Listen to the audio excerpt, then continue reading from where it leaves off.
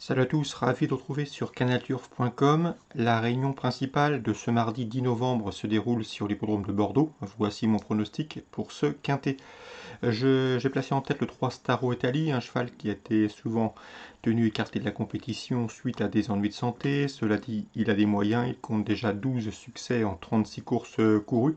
Sachez également que le cheval a effectué une course de rentrée victorieuse à Caen, et ce après un an d'absence.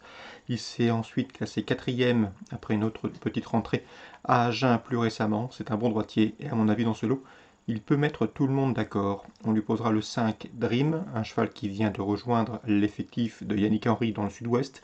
Pour sa première sortie sous son entraînement, il a pris une bonne deuxième place à Beaumont. À mon avis, si une confirmation est possible. Le 11 Cap de Narmont a prouvé qu'il faisait partie des meilleurs trotteurs de sa promotion dans le sud-ouest. Un cheval qui avait bien gagné devant le chevronné Classic Connection cet été à Beaumont. Il possède de surcroît en 1.13.1 le meilleur chrono du peloton sur ce parcours. Attention également au 14 Cash du Rib, un bon cheval. Il n'avait plus gagné depuis 2 ans et demi lorsqu'il a renoué avec le succès récemment dans un groupe 3 à Lyon-la-Soie, et ce dans un brolo, Dreambreaker et autres, Alcoy. Ici, il aura contre lui son rendement de distance, mais il peut parfaitement jouer les premiers rôles. Le 6, Elvis Devron, a mieux couru que ne l'indiquent ses derniers échecs. Il a bien gagné, notamment à Amiens, lors de son avant-dernière sortie, à mon avis, dans ce lot. C'est un trublion en puissance, tout comme le numéro 8, Eliska Berry, qui apprécie les parcours cachés. Lorsque c'est le cas et qu'elle peut bénéficier d'un parcours en embuscade, elle sait finir vite. Sa fin de course doit lui permettre de prendre une bonne place. Attention également au numéro 7, Canteliva, qui peut se targuer d'avoir signé 5 succès cette année, en cette année 2020. Elle reste sur une victoire plaisante à Lisieux. C'était début novembre. À mon avis, ici, on effectue un déplacement ambitieux, d'autant que c'est une bonne droitière. Attention également au numéro 1, Milan d'Orgère, c'est le moins riche du lot, mais sa deuxième place du 24 octobre atteste de son bon degré de forme. On garde. Résumé chiffré pour ce quintet du mardi 10 novembre: 3, 5, 11, 14, 6, 8, 7 et 1. Suite du programme. Dans la première, je vous conseille de reprendre le 107 Hôtel Mystique. C'est un cheval qui a toujours été tenu en estime. Il était sous la férule de Yokorbani en début d'année. Il est désormais chez Sébastien Garato, le propriétaire ayant transféré son effectif.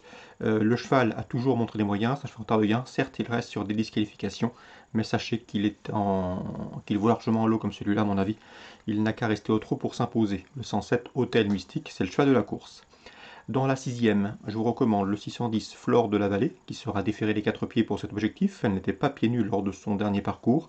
On lui posera le 601 dans cette épreuve. C'est Frisson d'amour qu'il convient de racheter. Il est présenté par Guillaume Jouve, qui l'aime beaucoup. Pardon. Et le 607, c'est Flambeur de Matrox, qui trouve ici l'occasion de redorer son blason. 610, 601, 607. La septième, je vous recommande le 711, Bunker du Prieuré. Après, Bunker du Prieuré qui est confirmé dans la région. Cette course constitue un objectif pour lui, il sera pieds nus pour l'occasion. On l'a préparé en conséquence, il devrait répondre au présent. Je lui associerai le 13, Braco, qui vient de prouver sa forme en s'imposant au Sable d'Olonne.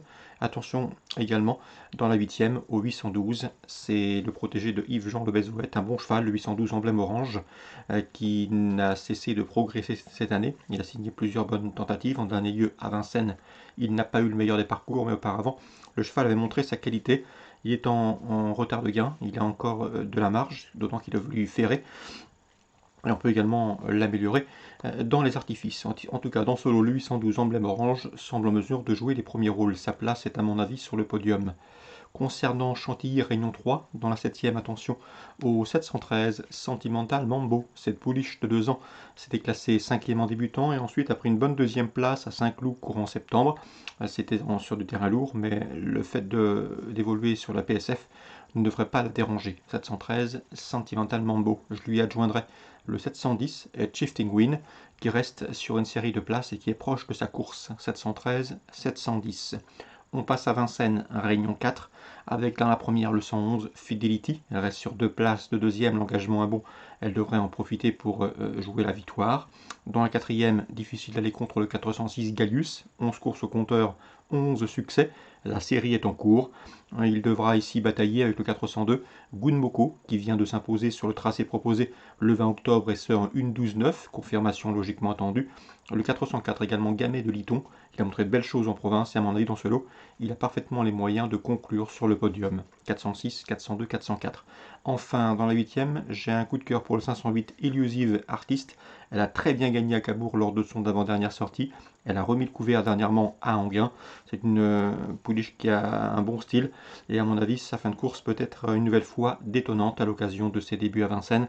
Il convient de la suivre de près. 508 Illusive Artist. Voilà pour les infos de ce mardi 10 novembre. Excellent jeu à tous, bonne journée. Rendez-vous désormais demain pour un nouveau programme.